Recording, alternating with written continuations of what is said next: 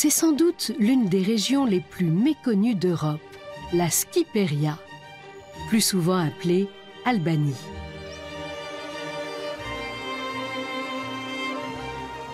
Un pays isolé du monde pendant des décennies et où les préjugés sont largement mis à mal par la réalité.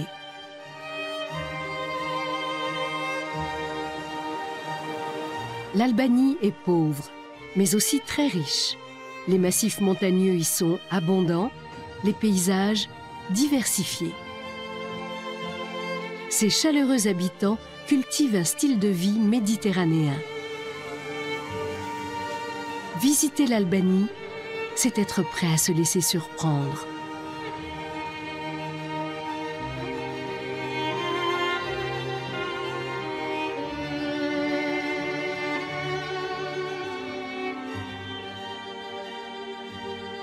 L'Albanie est située à la lisière occidentale de la péninsule des Balkans, à 2 heures de vol à peine de la France. Et pourtant, peu de gens s'aventurent dans ce pays.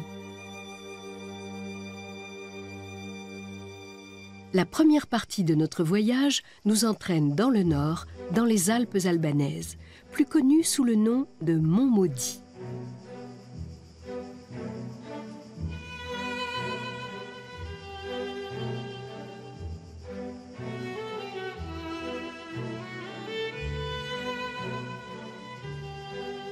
Un paysage formé par des glaciers, non loin de la frontière avec le Monténégro.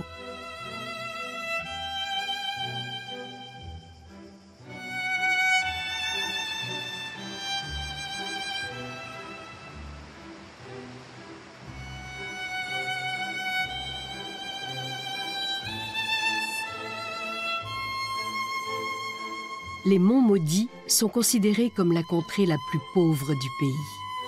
Beaucoup de ses habitants sont partis au cours des 20 dernières années.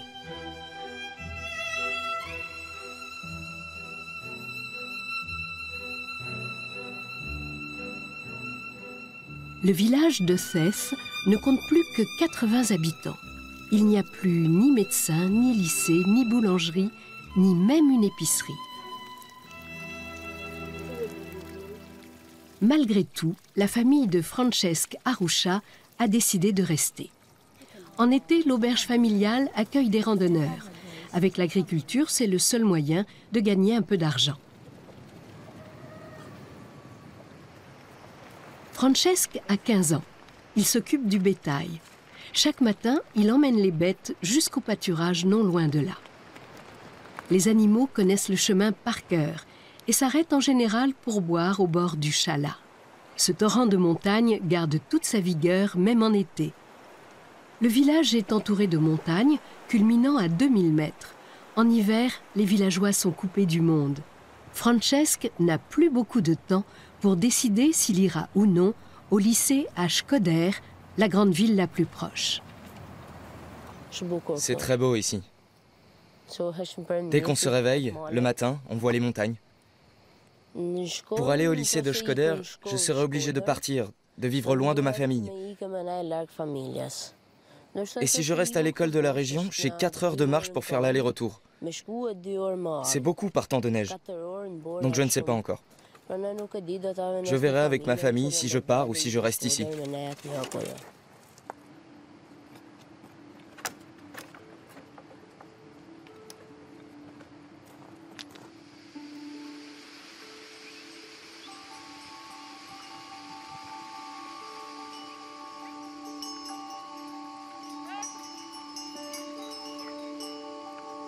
Le village est situé en plein cœur du parc national de Thès, un parc créé dès 1966 sous le régime communiste d'Enver Hoxha.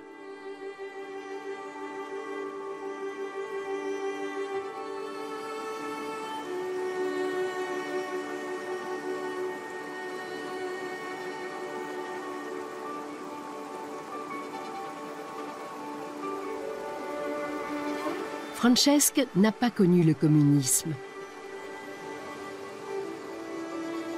Mais plus de 40 ans de dictature ont durablement marqué le pays et les hommes.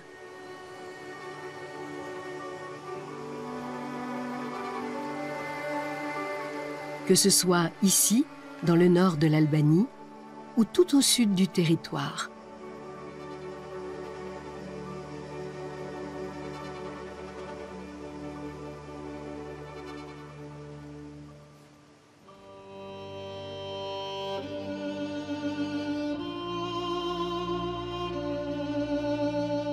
Il faut traverser les monts maudits vers l'ouest, parcourir de hauts plateaux, longer des torrents aux eaux cristallines et de vertes vallées pour rejoindre Valbona.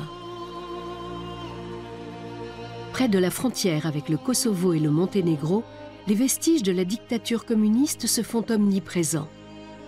Des milliers de bunkers sont disséminés dans le paysage.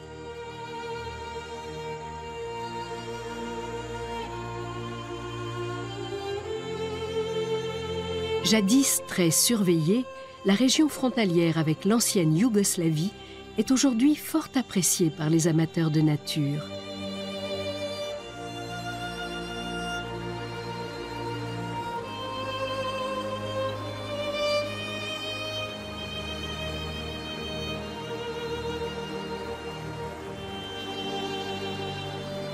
Le tourisme ne s'est développé que tardivement en Albanie, car le régime communiste avait longtemps interdit son accès aux étrangers.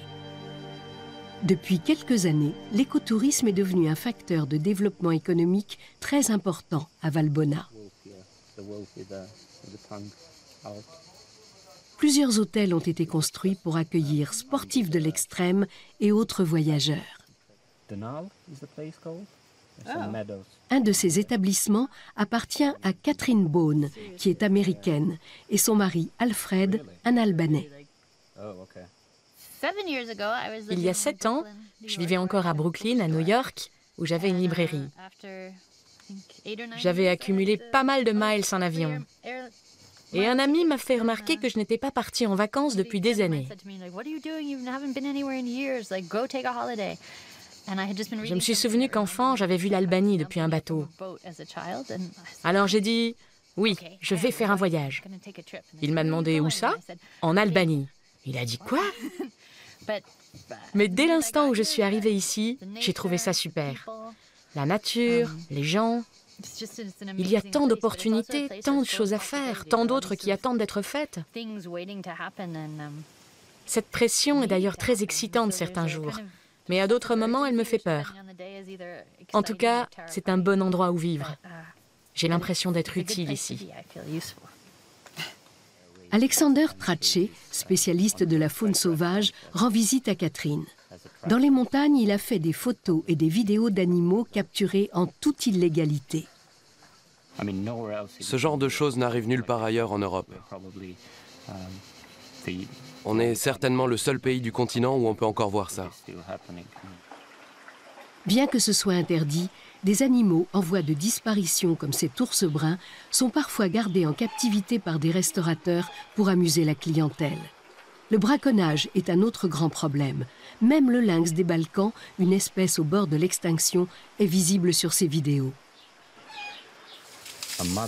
La mère de cet ours a été abattue. Et cela aura des conséquences sur les générations futures.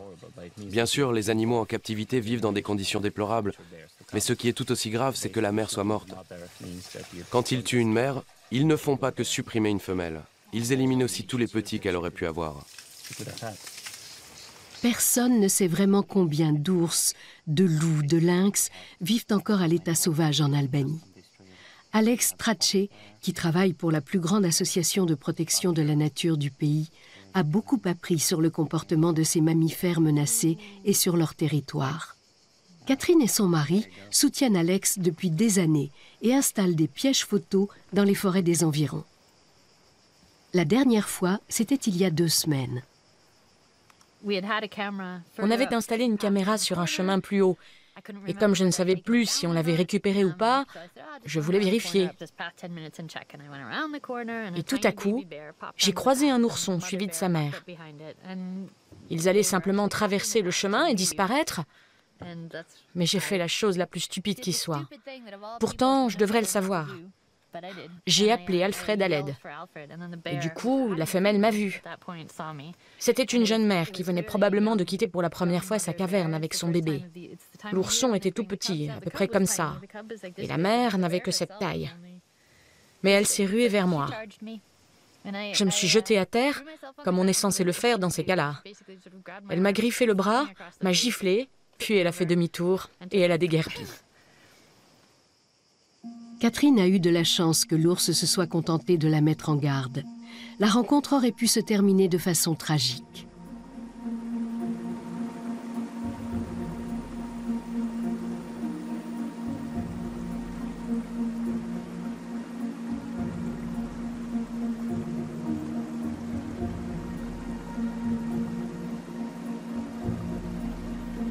La vallée de Valbona a été classée parc national en 1996.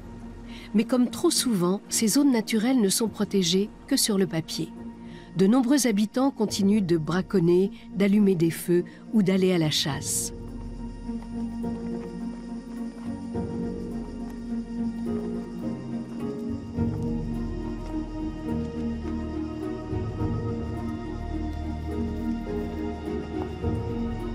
Grâce aux pièges photos, Alex espère en apprendre davantage sur les populations et le comportement des grands mammifères. Quant à Catherine, elle tente elle aussi de protéger le parc naturel. Et sa rencontre périlleuse avec un ours n'a rien changé à ses convictions, bien au contraire. On est tous plutôt excités en ce moment. Cette histoire a provoqué un vrai déclic chez nous. Ça fait des années qu'on essaie de faire plus en matière de protection de la nature.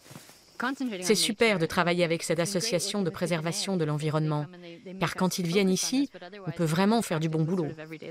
Sinon, on a moins le temps, il y a le quotidien à gérer, l'hôtel. Mais l'incident avec l'ours nous a montré qu'il n'y a plus de temps à perdre.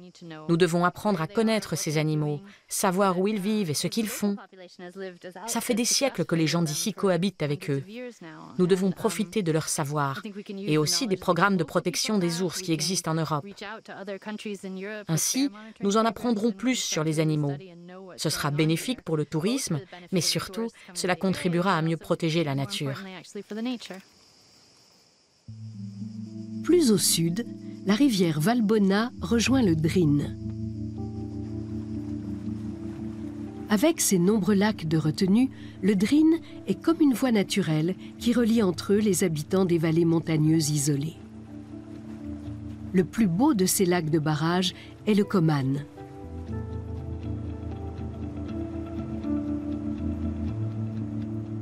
Et c'est grâce à cet homme que le lac attire de nombreux touristes. Mario Mola permet aux habitants de la région de rejoindre les zones accidentées autour du lac. Il transporte des animaux, des denrées alimentaires et aussi des touristes.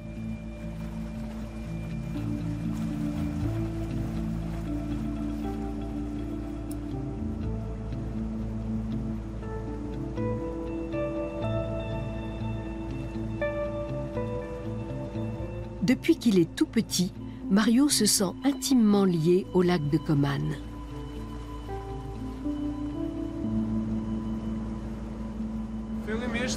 Mon père a été le premier à lancer le transport sur le lac. C'était avec de toutes petites embarcations au moteur peu puissant. Les bateaux avaient 10 ou 20 places et ils transportaient les villageois de Shkoder jusqu'au barrage. Des gens du coin avec leurs outils, des produits alimentaires et aussi du bétail parfois. Mon frère et moi avons toujours partagé la même passion pour les bateaux et le lac. Mais c'était également notre seul moyen de subsistance. Peu à peu, il y a 8 ans, on a assisté à l'arrivée du tourisme. Quand le père de Mario est décédé l'an passé dans un accident de voiture, Mario est devenu le chef de famille, un rôle qu'il prend très au sérieux. En fait, nous avons une tradition ici appelée testament du pays. Nous devons défendre notre pays, l'aimer et prendre soin de lui. C'est un diktat inébranlable. Il nous a été transmis par nos grands-parents et nos ancêtres. Et c'est par amour que nous continuons à le suivre.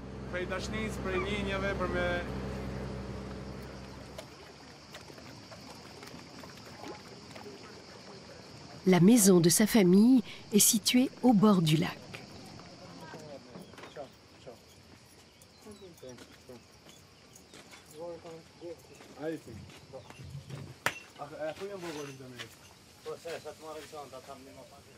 La sœur et la mère de Mario veillent à l'accueil des touristes.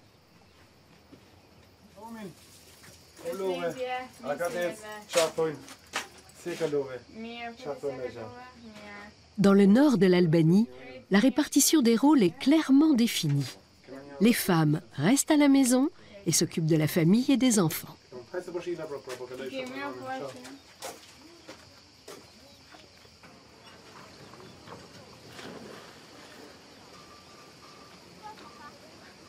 Ici, on ne plaisante pas avec l'hospitalité. Elle est d'ailleurs dictée par une loi coutumière, le Kanun, un ensemble de règles connues au-delà des frontières et qui, depuis le Moyen Âge, règle la vie des habitants des montagnes du nord de l'Albanie.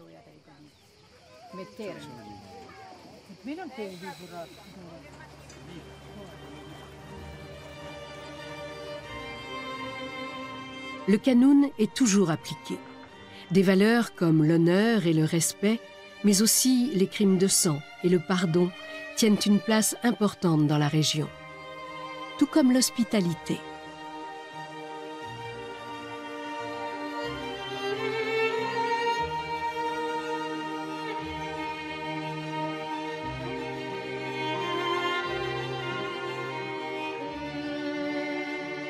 Peu de gens vivent dans ces régions isolées de tout. La vie y est rude et les habitants sont pauvres.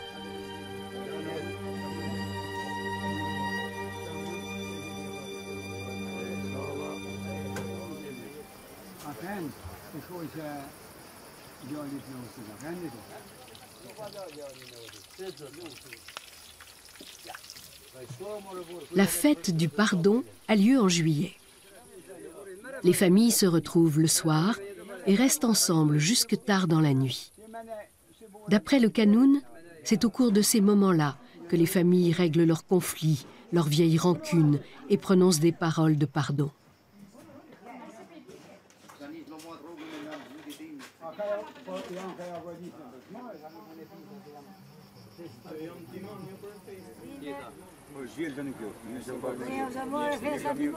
Philippe Martini est le doyen du Conseil des Anciens. Il nous explique l'importance du Kanun. Quand il y a un différend, les hommes se réunissent et prennent des décisions en suivant les règles du Kanun. S'il y a un vol, ils interviennent et jugent. En cas de meurtre, les hommes déterminent si le pardon est possible ou pas.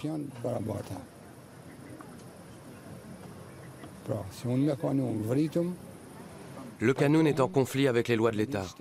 Ils sont très différents. Avec le Kanun, je peux tuer et demander le pardon. Avec la loi officielle, si j'ai tué, je dois être condamné. D'après le Kanun, les femmes sont inférieures aux hommes. Il en a toujours été ainsi. Mais le Kanun interdit toute violence à l'encontre des femmes.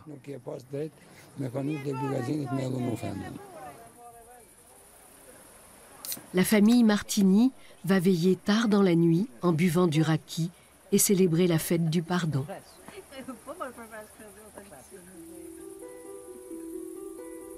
Notre voyage se poursuit vers le nord-ouest. Le long de la côte adriatique, à proximité du Monténégro, un paysage insolite s'offre à nous.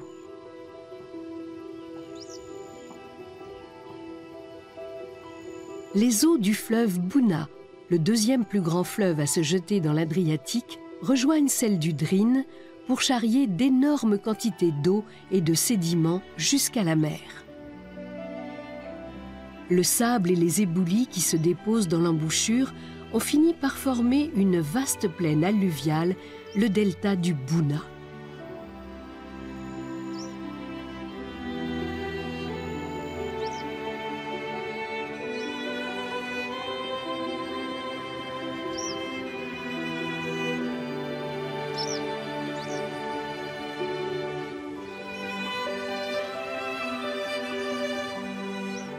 Avec ses 30 km de plages de sable et ses nombreuses lagunes, le delta est un paradis pour les poissons et les oiseaux.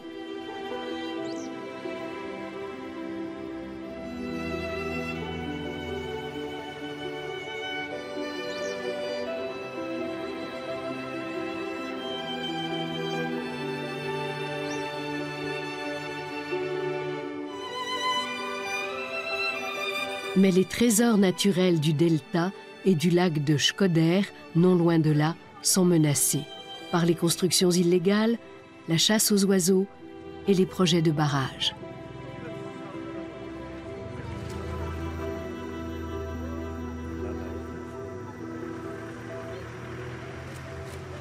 La ville de Shkodër est située au sud du lac. Avec ses 140 000 habitants, c'est la plus grande ville du nord du pays.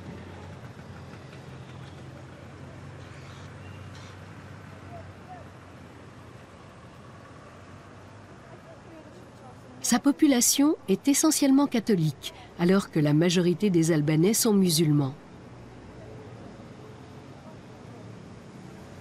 Ici, il n'est pas rare qu'un musulman épouse une chrétienne ou inversement. L'adage populaire qui dit que la religion des Albanais, c'est l'Albanie, est toujours d'actualité.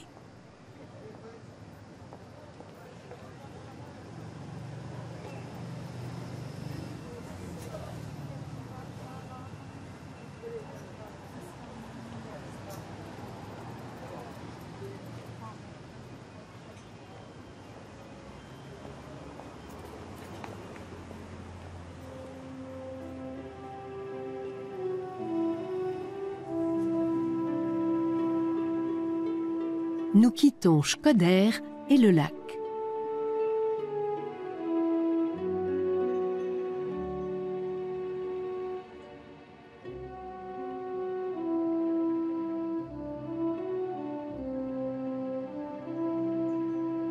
Le voyage se poursuit vers le sud.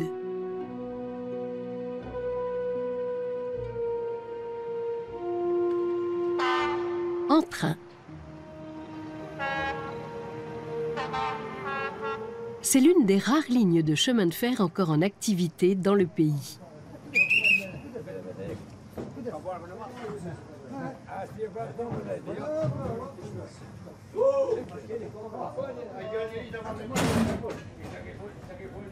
La liaison entre Shkodër et Tirana a été ouverte en 1982.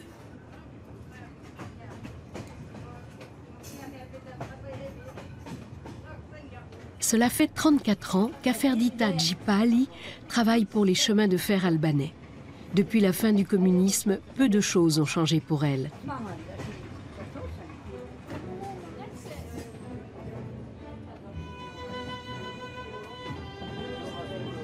Le train de Tirana atteint péniblement 30 km/h. Les rails sont vieux et la compagnie ferroviaire fait le minimum, se contentant de s'assurer que le train peut toujours rouler. J'ai toujours aimé ce travail, car c'est un travail honnête. Je suis en contact avec les gens, et pour moi c'est important cette relation avec le public. On communique. Je rencontre toujours de nouvelles personnes, et ça me plaît. Travailler pour la communauté, c'est ce qu'il y a de mieux. Servir la collectivité, j'ai toujours aimé ça.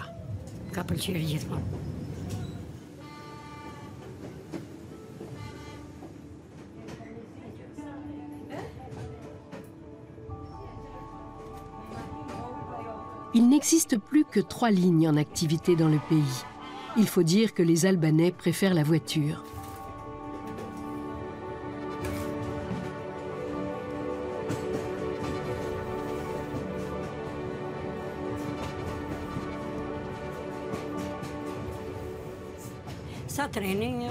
Pour aller d'une ville à l'autre, la voiture est bien sûr plus rapide. Les trains roulent très lentement ici. Ce sont les gens qui n'ont pas beaucoup de moyens qui prennent le chemin de fer. Le billet ne coûte pas cher. Par exemple, jusqu'à Durrës, ça coûte 160 lek. Ça fait environ 1,20 €.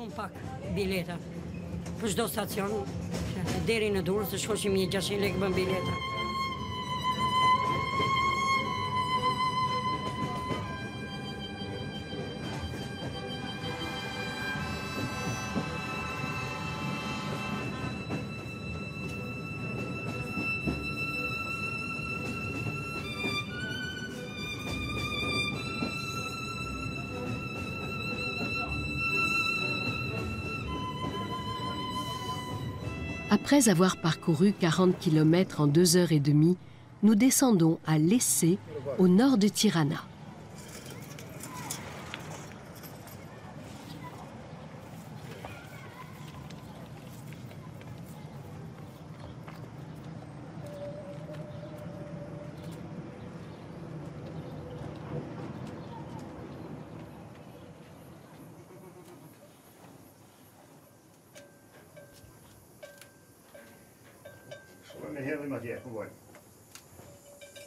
Les habitants de la région cultivent des fruits et des légumes ou élèvent quelques bêtes.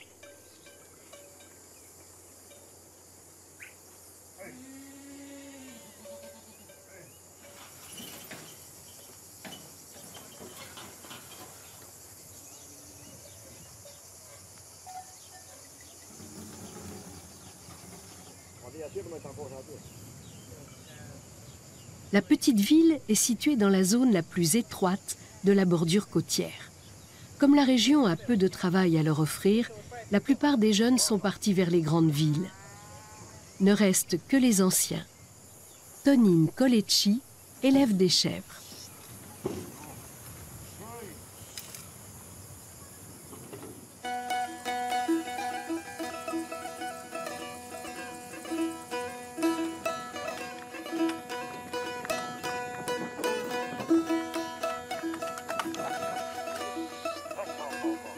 Chaque jour, il attelle son âne à sa carriole et transporte son lait jusqu'à un lieu très particulier.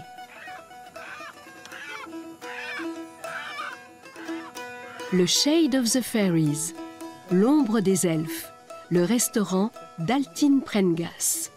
Altin et son frère cadet ont succédé à leurs parents il y a 5 ans.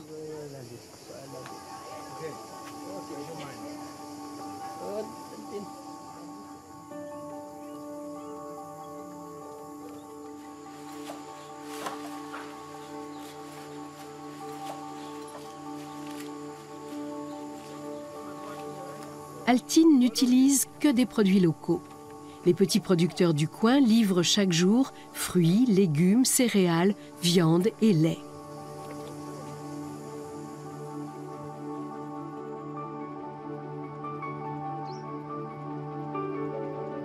Le restaurant est situé juste devant l'ancienne ferme de ses parents.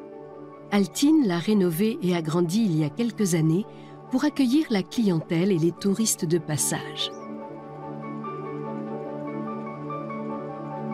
Ces derniers viennent parfois de loin pour se régaler à l'ombre des elfes.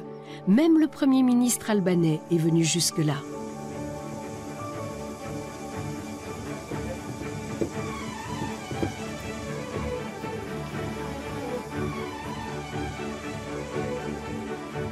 Altin, considéré comme un des meilleurs chefs du pays, a réuni autour de lui une équipe fidèle qui travaille à ses côtés depuis l'ouverture du restaurant.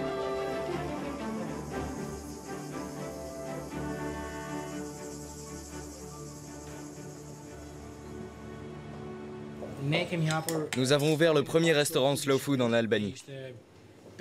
Cela fait 5 ans maintenant.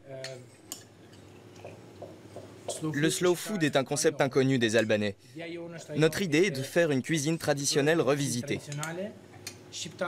L'important est que tous les produits proviennent de la région et soient de saison. De cette façon, nous mettons en valeur le travail de nos agriculteurs.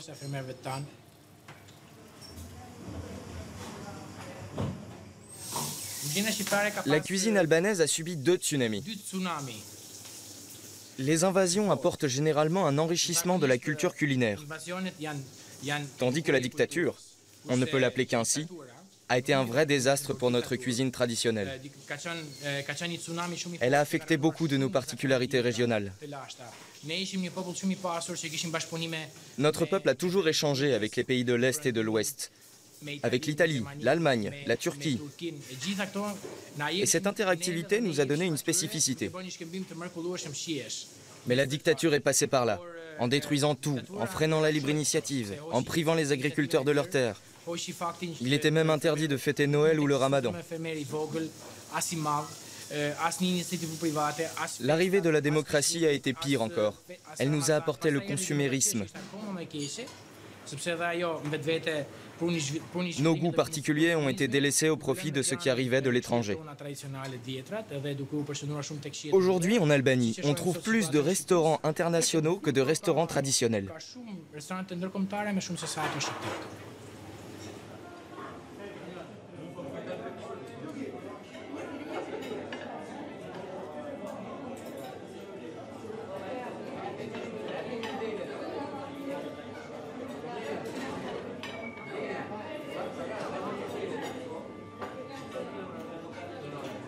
Altin et sa famille sont en avance sur leur temps, car en Albanie, le développement durable, tout comme le retour aux traditions culinaires, ne sont guère en vogue.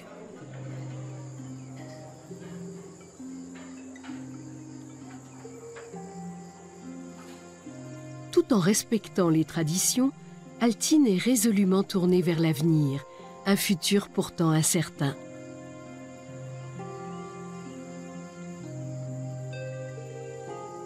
De l'Essai, nous prenons la route de Tirana jusqu'à Marikaj, à 20 km à peine de la capitale.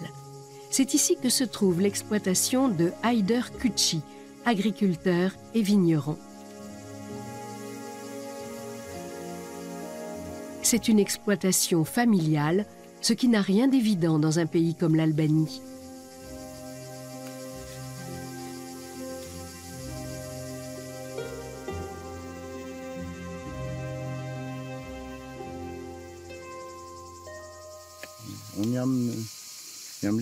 Je suis né ici, dans le village de Marikaj.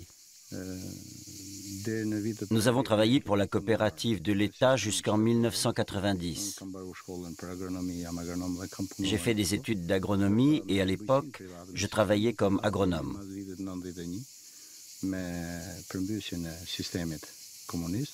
Après 1991, suite au renversement du système communiste et à la restitution des terres, j'ai eu la possibilité de m'occuper de ma propre exploitation.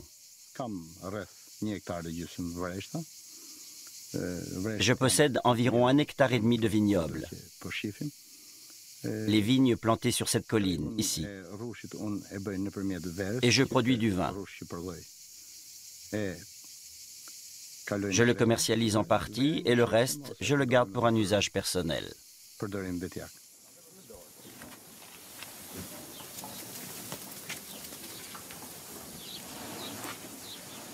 Haider peut compter sur l'aide de son fils Skelekim et de sa mère Djemalieu, qui vivent également sur l'exploitation.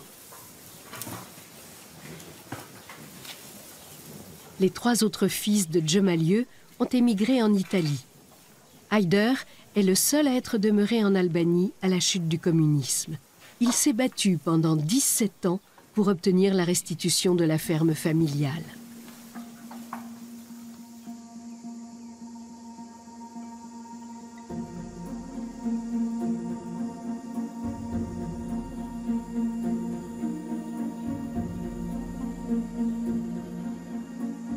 Il y a 7 bunkers sur l'exploitation.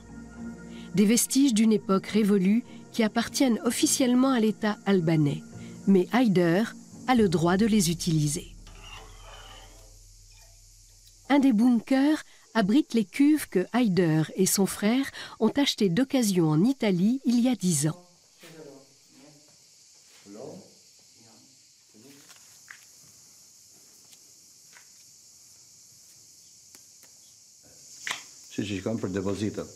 Comme vous le voyez, la fermentation, la fabrication et le stockage se font ici, dans ce bunker. Ces endroits conviennent bien à la production de vin, parce qu'ils sont frais durant l'été et chauds en hiver. La température y est presque constante en toute saison. Quand c'était encore une zone militaire, il servait de dépôt d'armement. Mais après la chute du communisme, tout a été démantelé. Armes et munitions ont été déplacées. Maintenant, ils sont vides et je les utilise pour entreposer mon vin. Voilà toute l'histoire de ces bunkers.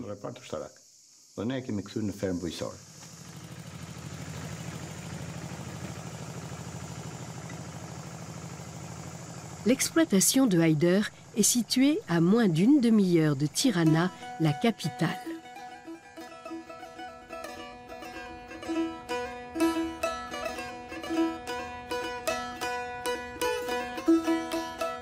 La ville compte plus de 400 000 habitants. Elle est le centre culturel, politique et économique du pays. Ces bâtiments délabrés témoignent du passé communiste de l'Albanie. Ils ont été repeints avec des couleurs vives, comme beaucoup de façades de la capitale. L'idée en revient à l'ancien maire de la ville, Edi Rama, qui est aussi artiste.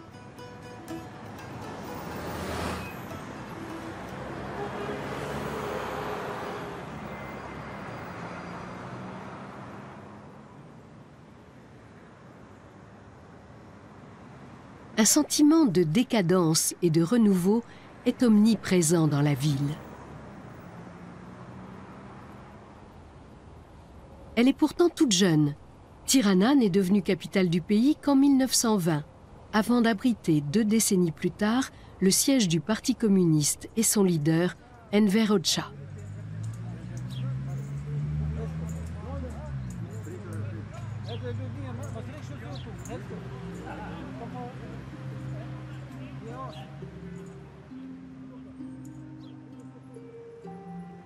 Les longues années sous le joug de ce régime ont marqué la ville et les esprits.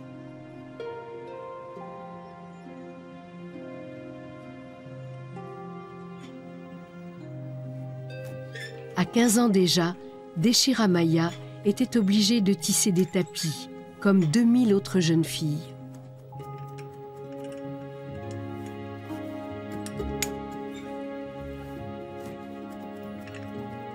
Depuis 40 ans, c'est grâce à son métier à tisser qu'elle nourrit sa famille.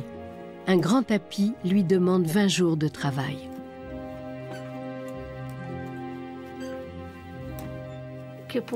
Pendant le régime communiste, ce travail était imposé aux jeunes filles. Nous ne pouvions pas aller à l'école. Nous devions travailler pour un salaire de misère. Les parents étaient obligés d'envoyer leurs filles à l'usine. Et les tapis étaient tous destinés à l'export. Les temps ont changé, mais ne sont pas plus faciles. Deshira n'arrive plus à trouver assez d'ouvrières compétentes. Du coup, elle est obligée de travailler 12 à 16 heures tous les jours de la semaine. Je suis très contente de la fin du communisme. C'était une dictature pour les familles albanaises. Je suis heureuse pour mes enfants, parce qu'ils peuvent étudier. Apprendre un métier, c'est bien, mais étudier, c'est encore mieux. Je suis très satisfaite de ce qu'on vit aujourd'hui.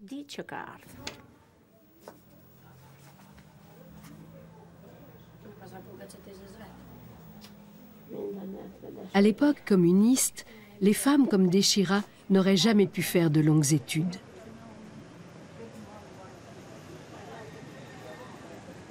Aujourd'hui, en Albanie, les filles sont plus nombreuses à s'instruire que les garçons. Même si les façades des cours intérieures laissent penser le contraire, l'Albanie est un pays jeune. Une population créative, affranchie des conventions et branchée, a investi les vieux bâtiments communistes.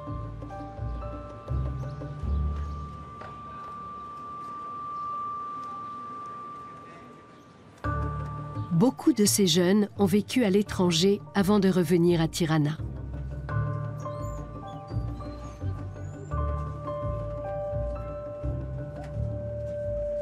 C'est le cas de Fioralba Kriemadi.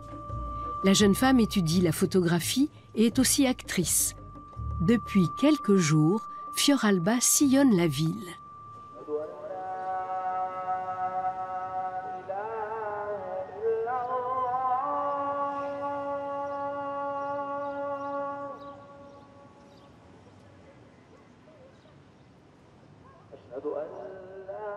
Elle aime particulièrement les contrastes qui font la particularité de sa ville natale. Il s'en dégage une énergie particulière qui, selon elle, n'existe qu'à Tirana.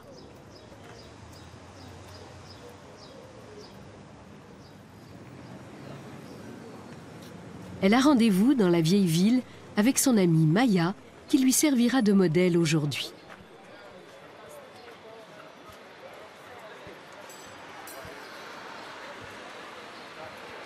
Le long des trottoirs étroits s'étalent des vélos, des tapis et des meubles à vendre. À Tirana, quand les échoppes sont trop petites, les commerçants exposent leurs produits dans la rue.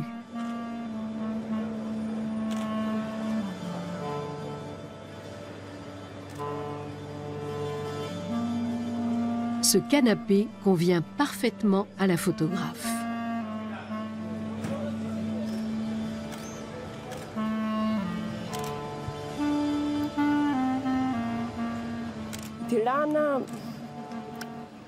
Tirana est une ville très créative.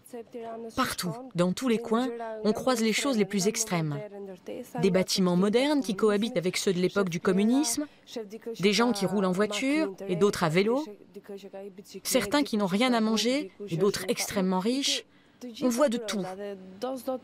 Et cela nous aide à être inventifs. La ville nous inspire.